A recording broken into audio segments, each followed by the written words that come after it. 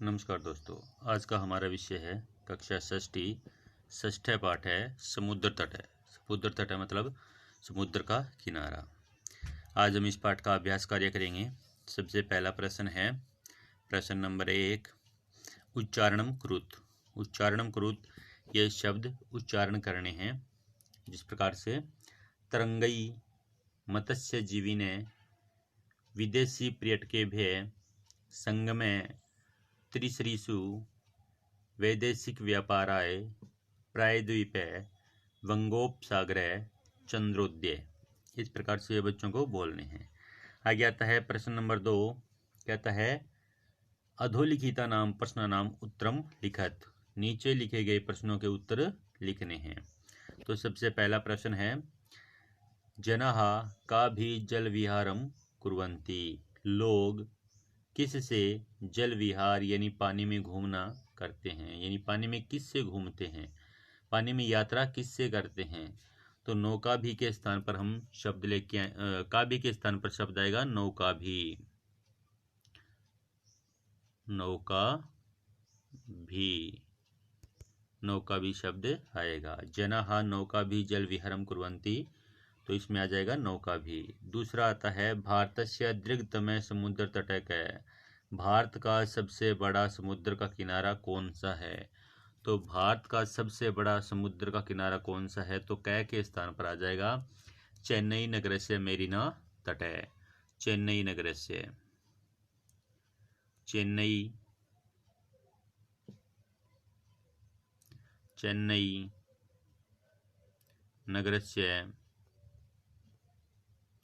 नगरस्य मेरीना तट है।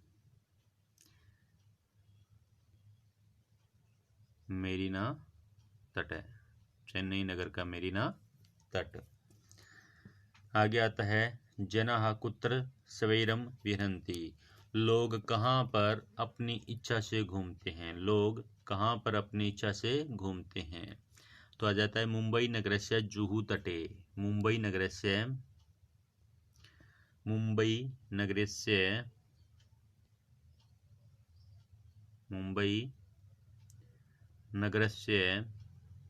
मुंबई नगर के जुहू तटे, जुहू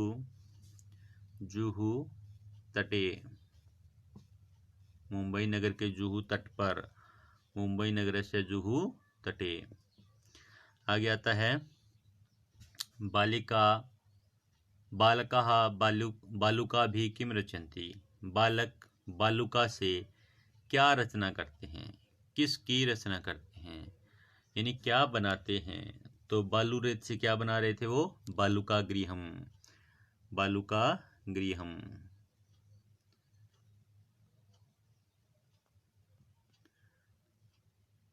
बालुका गृहम रचयन्ति, बनाते हैं। आगे आता है कोची तट केभ्य ज्ञायते। कोची तट किस से जाना जाता है। केभ्य यानी किन से जाना जाता है। कोची का जो तट है वो किस से जाना जाता है। तो नारिकेल फलेभ्य, नारियल के फलों से, नारिकेल फलेभ्य, नारिकेल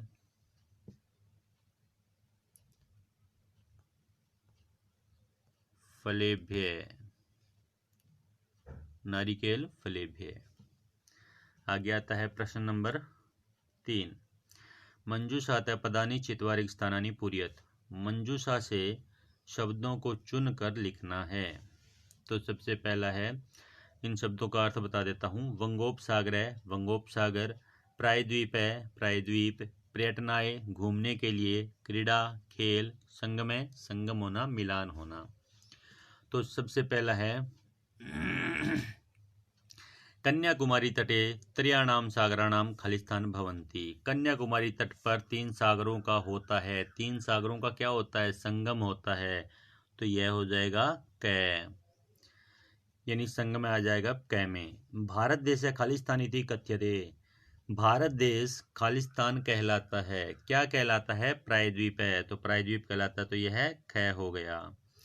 आगे आता है जनाः समुद्र तटम खालिस्तान आगच्छन्ति, लोग समुद्र के किनारे खालिस्तान आते हैं। किस लिए आते हैं? तो घूमने के लिए आते हैं। तो पर्यटनाय तो गए हो गया, पर्यटनाय। आगे आता है बाले भय खालिस्तान रोजते, बालकों को अच्छा लगता है क्या क्या अच्छा लगता है? खेलना अच्छा लगता है। तो यहाँ पर यह घय हो गया, बच्चों को खेलना अच्छा लगता है। आगे आता है भारतस्य पूर्व दिशायाम खालिस्तान अस्ति, भारत की पूर्व दिशा में है। भारत की पूर्व दिशा में क्या है? बंगोपसागर है। तो ये अंग भाग आ गया।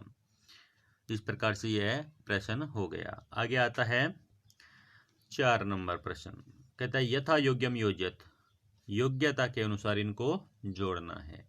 सबसे पहला आता है जैसे समुद्र तट है, तो समुद्र तट जो होता है वो किसके लिए होता है? तो समुद्र तट होता है पर्यटनाय यानी घूमने के लिए। तो ये हो गया समुद्र तट है। क्रीडनकम, क्रीडनकम होता है खिलौना, तो खिलौना किस लिए होता है? क्या काम आता है खिलौना? तो खेलने के काम आता था, खेलना है।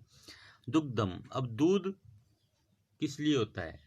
दूध जो होता है वो किस लिए होता है? तो पोषण के लिए होता है। तो दूध होता है पोषणाय, पोषण के लिए। दीपक है, दीपक जो होता है, जो दीपक होता है जिससे हम प्रकाश करते हैं, तो वह किस लिए होता है? प्रकाशाय। तो वह हो गया प्रकाशाय। विद्या, अब विद्या किस लिए होती है? तो विद्या होती है ज्ञानाय। तो विद्या होती है ज्ञानाय, ज्ञान के लिए। इस प्रकार से ये मिलान हो गया। आगे आता है तृतीय विभक्ति प्रयोगेण रिक्तस्थानानि पूरयेत्, तृतीय विभक्ति का प्रयोग करते हुए हमें इन शब्दों का प्रयोग करना है। जैसे इसने यथा में दे रखा है वयो में मित्रेण सह गच्छति, अब यहाँ पर मित्र शब्द था, इसने तृतीय विभक्ति लगाई है, तब बनाइए मित्रेण। आगे आता है व्योम मित्र के साथ जाता है। तो आगे आता है बालकाः खालिस्तान सह पठन्ति, बालकाः खालिस्तान सह पठन्ति, तो बालिका शब्द है। अब बालिका शब्द में स्त्रीलिंग में तृतीय विभक्ति का एक वचन बनाएंगे, तब बनेगा बालिकया। क्या बनेगा? बालिकया, यह बनेगा बालिकया। इस प्रकार से यहाँ पर आएगा यह बालिकया। आगे आता है यानी ये इस प्रश्न का उत्तर हो जाता है बालकाः बालिकया सह पठन्ति, तो बालक बालिका के साथ खेलता है या खेलते हैं। आगे आता है ख भाग, तड़ाग खालिस्तान विभाति, तड़ाग यानी तालाब खालिस्तान से सुशोभित होता है। कमल शब्द है, तो कमल में तृतीय विभक्ति एक वचन बनाएंगे, तब बनेगा कमलेन। क्या बनेगा? कमलेन। तो इसमें कमलेन आएगा, यानी कमल से सुशोभित हो रहा है, सुंदर हो रहा है। तालाब जो है वो कमल से सुंदर हो रहा है, यानी सुंदर लग रहा है।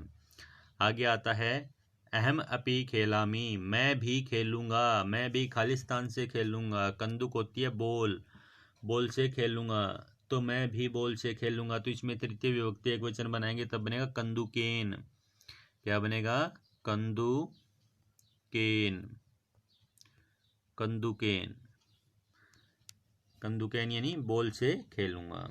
आगे आता है अश्वः खालिस्तान से धावंती, घोड़े खालिस्तान के साथ दौड़ रहे हैं।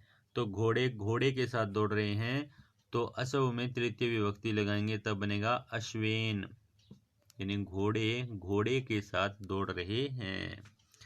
आगे आता है मृगाः खालिस्तान से चरन्ति, मृगाः हिरन खालिस्तान के साथ चल रहे हैं। मृग, तो इसमें भी तृतीय विभक्ति आएगा, तो बनेगा मृगेण, मृगेण, मृगेण के साथ दौड़ रहे हैं।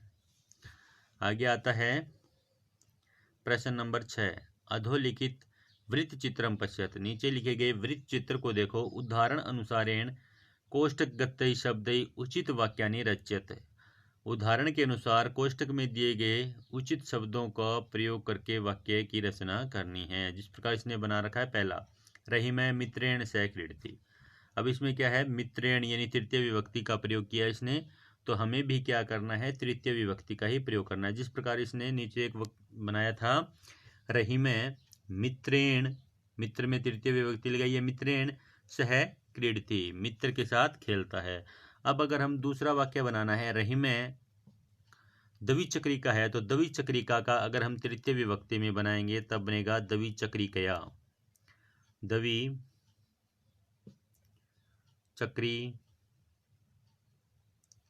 द्विचक्रिकया। रहीमः द्विचक्रिकया आपणम गच्छति, इस प्रकार से बनेगा रहीमः द्विचक्रिकया आपणम गच्छति। रहीम साइकिल से, द्विचक्र का होती है साइकिल, साइकिल से बाजार जाता है।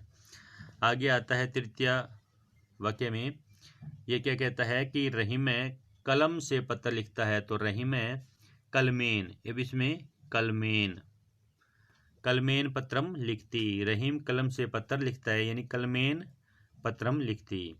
आगे आता है रहीम हस्तेन कंदुकम क्षिप्ति, हाथ से बॉल को फेंकता है। हस्तेन, इसमें भी हस्तेन आ जाएगा।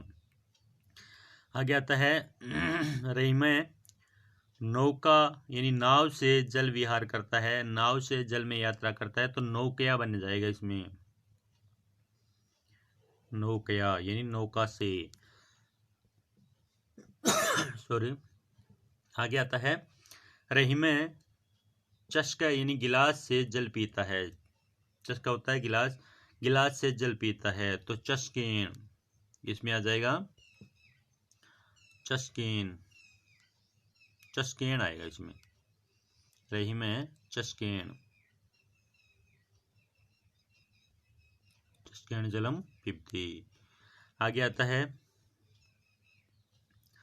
रहीम तुलिका, तुलिका होती है वृक्ष, वृक्ष जिसको बोलते हैं ना, जिसे चित्र बनाते हैं, तो वृक्ष से चित्र बनाते हैं। तो रहीम तुलिकया, तो इसमें तुलिकया,